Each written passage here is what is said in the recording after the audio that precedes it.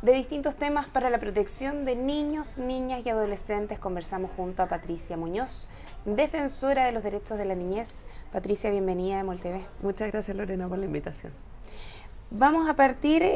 con un acuerdo que se creó entre la Defensoría de la Niñez y Carabineros, que busca acordar, fijar mecanismos de acción para proteger a los derechos de niños y jóvenes en la Araucanía. ¿En qué consiste este acuerdo, esta iniciativa? Sí, bueno, esto se enmarca en la reunión que yo sostuve con el nuevo general director de Carabineros y que la verdad viene a continuar un trabajo que ya se había iniciado en la administración anterior, pero que particularmente tiene que ver con algo más general y luego la especificidad de la zona de la Araucanía. Primero, el ajuste de los protocolos institucionales de Carabineros a los estándares de derechos humanos, particularmente en el respeto y el resguardo de las garantías de los niños, niñas y adolescentes que pueden estar involucrados en los distintos espacios de acción que tiene la policía uniformada. Y luego, a raíz precisamente de este compromiso del general director, la idea fue también hacer una focalización más específica en el trabajo en la zona de la Araucanía, por razones obvias, donde existe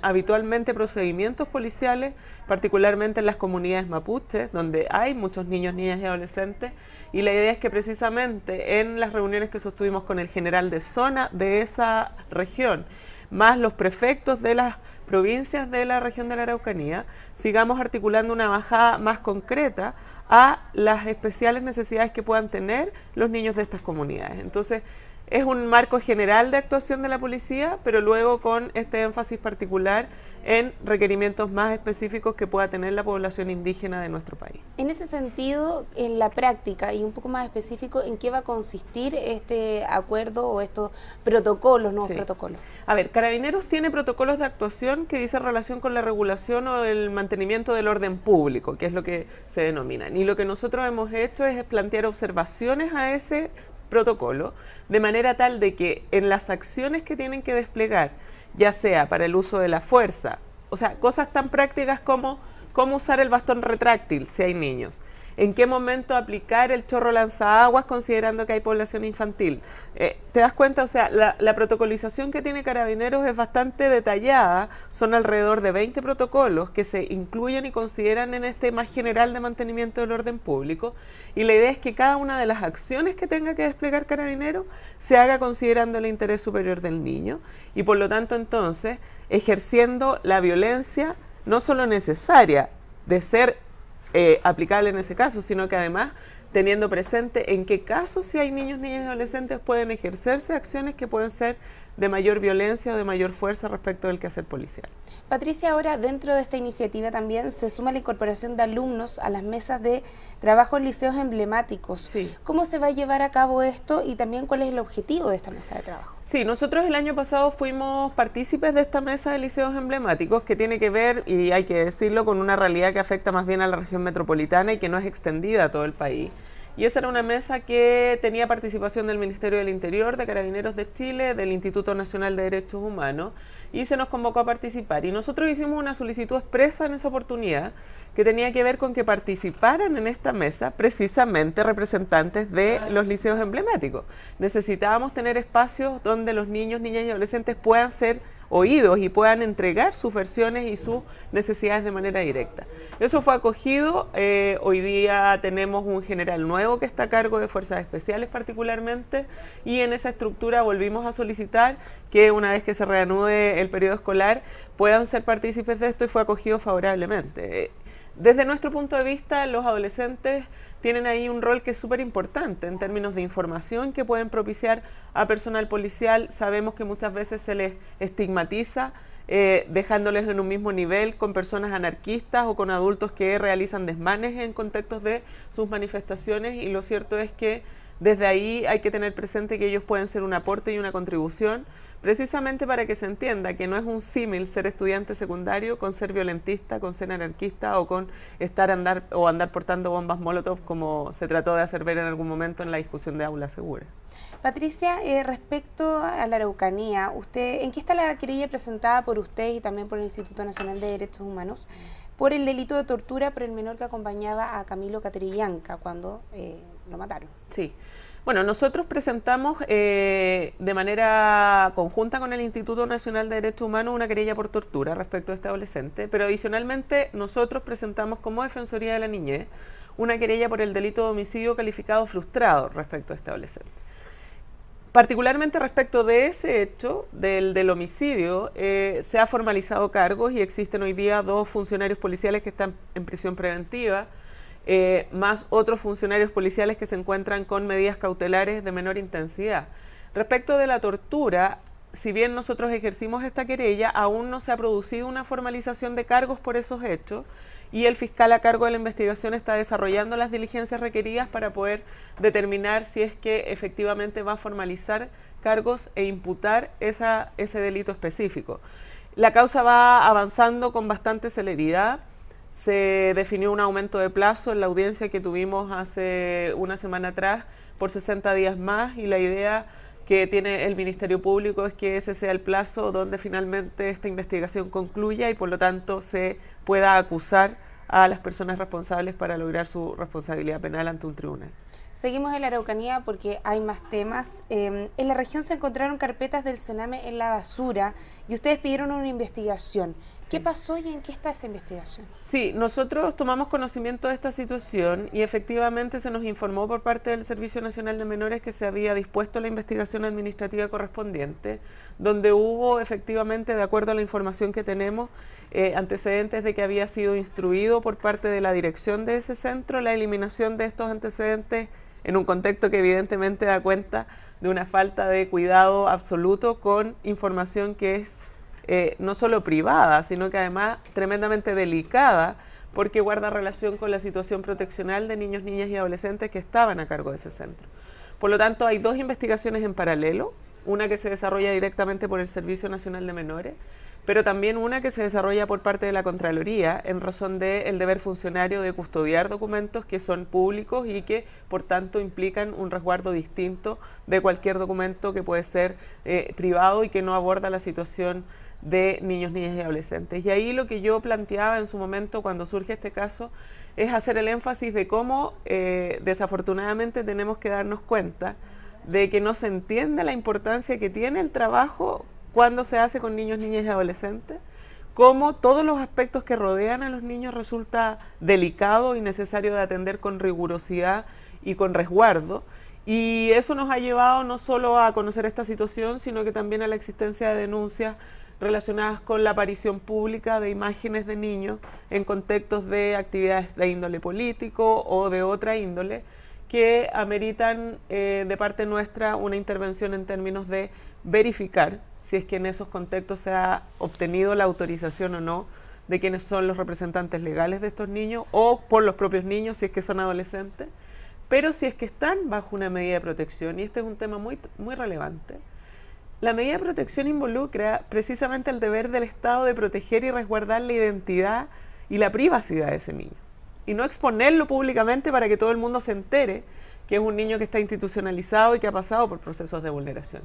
Y por lo tanto de ahí lo que esperamos es que en este contexto de denuncias que se han presentado o de requerimientos de intervención de la Defensoría, nosotros podamos obtener de quienes han sido reclamados en este comportamiento las autorizaciones judiciales que corresponden. Esto a propósito del requerimiento que hace la diputada Pamela Giles. Es uno de los requerimientos porque también hemos recibido otros respecto de otros personeros del mundo político. Entonces, claro, efectivamente acá hay una manifestación y una petición que tuvo más cobertura mediática, pero también han habido otras que no se han hecho con esa cobertura y que han implicado también la necesidad de intervención de parte de nuestra institución. ¿Y los resultados de esta investigación cuándo se van a No, porque tenemos que esperar las respuestas de las personas que van a ser requeridas de la información.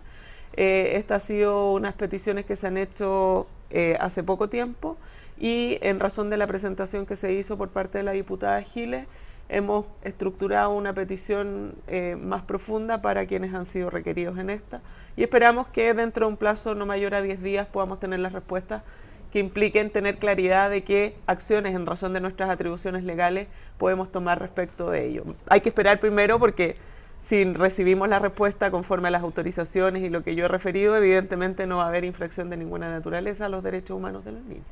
¿Pero qué acciones se podrían tomar en este caso? Es que va a depender, porque en el fondo, si es que no ha habido autorización, uno podría eventualmente plantear no solo recomendaciones al actuar de los órganos del Estado o de este tipo de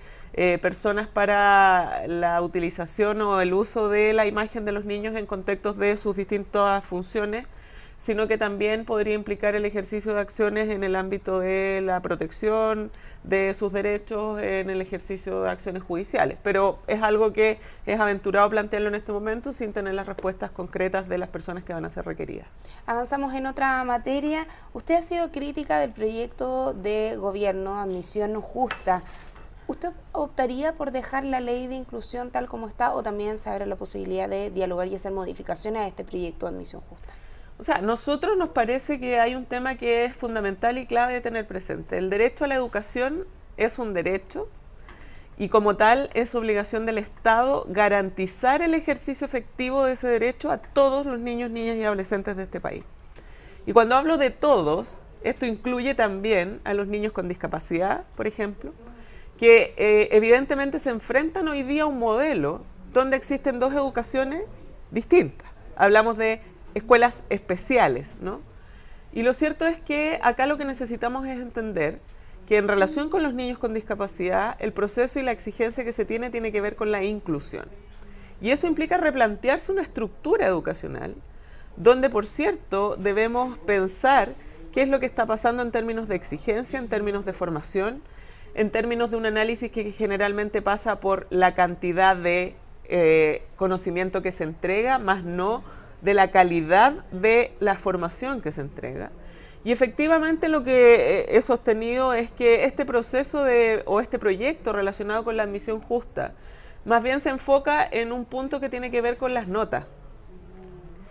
Y las notas no son un reflejo, en caso alguno, de aquello que tiene que ver con el esfuerzo y con el mérito.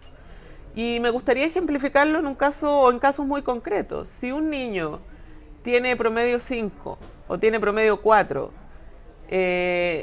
pero hace todo su esfuerzo por estudiar, pero se duerme a las 4 de la mañana porque tiene que escuchar peleas violentas entre sus papás, o darse cuenta de que en su casa no existen recursos económicos suficientes para poder comer. No es lo mismo que sacarse un 4 en un contexto de no vulnerabilidad. Por lo tanto, desde ahí, ¿cómo hacemos un reconocimiento efectivo al concepto de mérito y de esfuerzo que no guarda relación necesariamente con las notas? Y en términos de lo educacional, evidentemente, en razón de tu pregunta de si se deben hacer modificaciones a la ley de inclusión, nosotros creemos que la ley de inclusión constituye un avance y es algo que ha sido reconocido por académicos y por personas que trabajan específicamente en el ámbito educacional. Pero el punto es cómo transitamos hacia un modelo mucho más comprensivo de las necesidades integrales y de un proceso educacional que considere este concepto más holístico de lo que somos las personas. Las personas no solo somos conocimiento y la necesidad de tener éxito en términos profesionales, sino que hay una integralidad mucho mayor que desde nuestra perspectiva no se brinda y que efectivamente se agudiza con mucha profundidad en términos de brechas en la educación pública, donde ni siquiera en términos académicos puramente tal, en la entrega de conocimientos efectivos, tenemos las posibilidades de decir que los niños tienen igualdad. Yo siempre digo, cuando todos los hijos de ministros, de los presidentes o de cualquier funcionario de alto rango de un país le dé lo mismo estudiar en una escuela pública o en un colegio particular, vamos a poder hablar realmente de que estamos en un proceso de educación que garantiza efectivamente el derecho a todos los niños, niñas y adolescentes. Ahora, a través de Twitter, el diputado de Renovación Nacional, Diego Chalper, la acusó de hacer proselitismo político y por ser crítica a este proyecto. ¿Qué le parece? Usted también le respondió a través de la misma red. Sí, bueno, yo creo que el diputado Chalper confunde las intervenciones que yo realizo en términos de, y es lo que le respondí, digamos, ¿no? Los derechos humanos son derechos humanos y no tienen ni son propiedad ni de la izquierda ni de la derecha, si lo mantenemos en ese binomio, ¿no? En nuestro país ahora hay un matiz en ese tránsito. Y por lo tanto, desde ahí el rol de la institución que yo dirijo tiene que ver con lograr resguardar los derechos humanos, independiente si eso es del parecer o del gusto de quienes pertenecen a lógicas partidarias del ámbito de la derecha o de la izquierda. Y por eso resulta importante que eso sea claro en el ámbito de la tramitación legislativa y que se entienda también que cuando nosotros hemos observado proyectos de ley, y lo hemos hecho con protección especializada de la niñez y esperamos hacerlo también más allá de las observaciones que ya remití por oficio a la Comisión Especial de Infancia del Senado en el proyecto que antes era de garantías y que ahora es de protección integral. Lo hacemos precisamente con una base estricta que tiene que ver con un marco normativo que está claramente establecido por la Convención sobre los Derechos del Niño, que es legislación chilena aplicable para todos los efectos en virtud del artículo 5º de la Constitución Política, y que por lo tanto no tiene otro fin que hacer ver al Estado su obligación, en razón de la ratificación que hace de este instrumento, de resguardar esos derechos. Entonces, el proselitismo, bueno, yo creo que ahí también hay un uso más político de parte del diputado de tratar de llevarme al territorio que es propio de su rol, que es político, pero en el que nosotros no caemos porque efectivamente seguimos sosteniendo que lo que nos marca y enmarca nuestra acción tiene que ver con los derechos humanos de los niños, niñas y adolescentes. Nosotros nacimos como institución por y para los niños, niñas y adolescentes, y es nuestro único foco de atención. Ahora, ¿qué le parece esta propuesta que surge desde la Municipalidad de Las Condes, Machuca Municipal? Sí. Bueno, yo creo que el alcalde Lavín siempre tiene iniciativas que son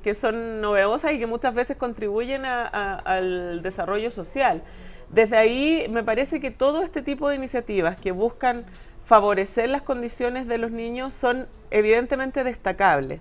pero la verdad es que lo que necesitamos hacer es construir un marco y una estructura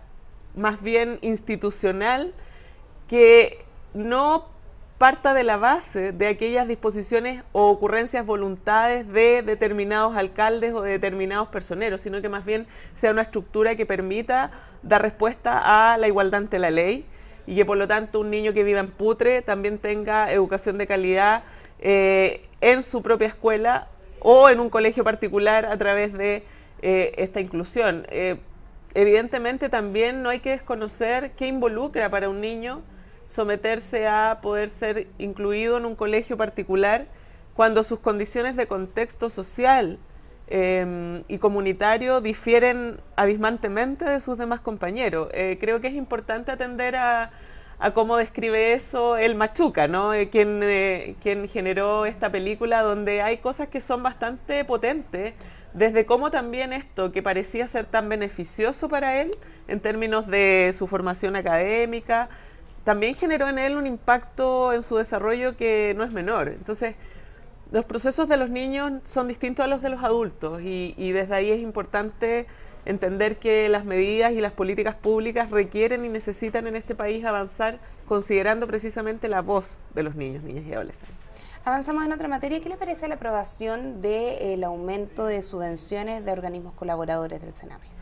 Bueno, nosotros participamos en la discusión de ese proyecto en una de las sesiones y lo que me permití entregar como elementos de juicio a los parlamentarios en esa oportunidad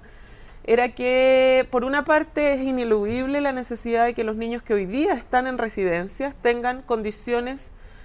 no solo de habitabilidad, o sea, de infraestructura, de calefacción, de comida adecuada, sino que también sean protegidos efectivamente en sus derechos y que las vulneraciones no sigan ocurriendo.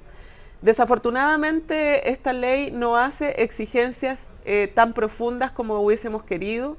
en términos de precisamente que los organismos colaboradores demuestren que no vulneran derechos. Y esto es crítico, porque el eje central de la actuación de estos organismos colaboradores tiene que ver con garantizar los derechos de esos niños que están al interior. Y por lo tanto, desde ahí, además, nosotros tenemos una crítica que es más profunda, que es la que hemos hecho ver en el contexto del servicio que viene a tratar de sustituir el Sename, y que tiene que ver con la lógica del financiamiento. Y acá voy a ser enfática porque lo he sido durante todo este tiempo en la tramitación legislativa. Si este país continúa generando proyectos o servicios basados en un modelo de subvención como el que hoy día aplica para el Sename y como el que se pretende mantener en el servicio de protección de la niñez, lo que hace es mantener una lógica del Estado que es asistencialista, caritativa y que no tiene un enfoque de derechos en orden a asumir la obligación del Estado de garantizar efectivamente que todos los niños que deban pasar por un sistema proteccional efectivamente tengan resguardados sus derechos. Y esto es clave, ¿por qué, Lorena?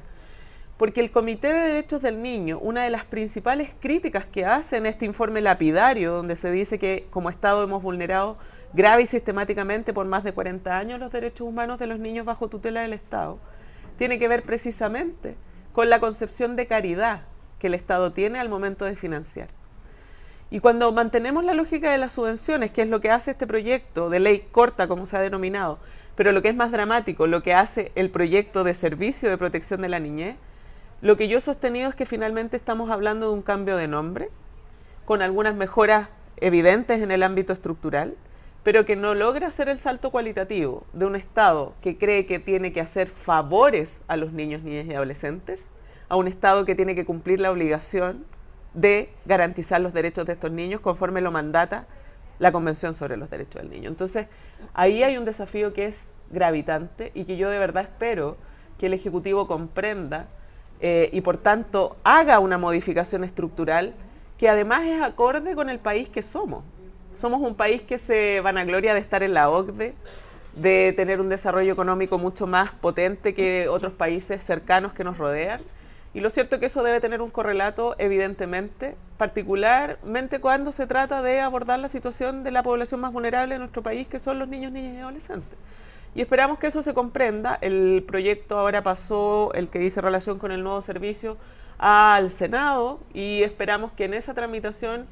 estos conceptos puedan ser internalizados de manera adecuada y ojalá impliquen un cambio de propuesta en el Ejecutivo, porque es importante tener presente que todo lo que involucra recursos financieros no puede ser propuesta de algún parlamentario por vía de moción, sino que necesita y requiere de una indicación por parte del Ejecutivo. Ahora, antes de finalizar y a propósito de las subvenciones también, el presidente anunció el envío del proyecto de ley de equidad de educación parvularia. ¿Qué le parece? Porque también establece una subvención que es inédita, pero para aumentar la cobertura. Sí, a ver, todo lo que sea aumento de cobertura es evidentemente destacable.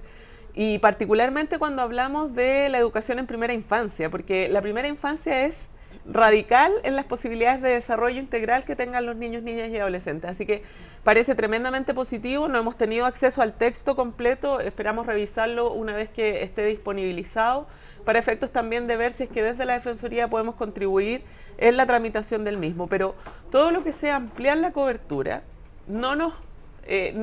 debe implicar desatender la calidad, ¿no? Y eso es súper importante.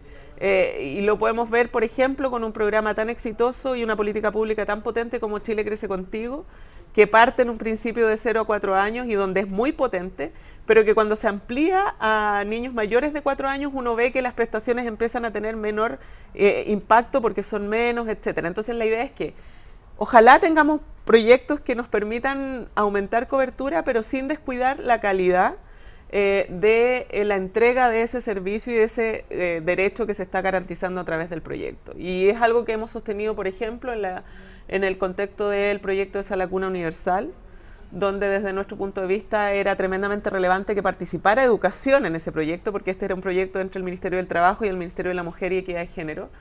Pero acá hay un derecho para los niños, que es la primera infancia y que es evitar que éstas sean conceptos de guardería, sino que más bien haya ahí un trabajo en términos de la entrega de formación,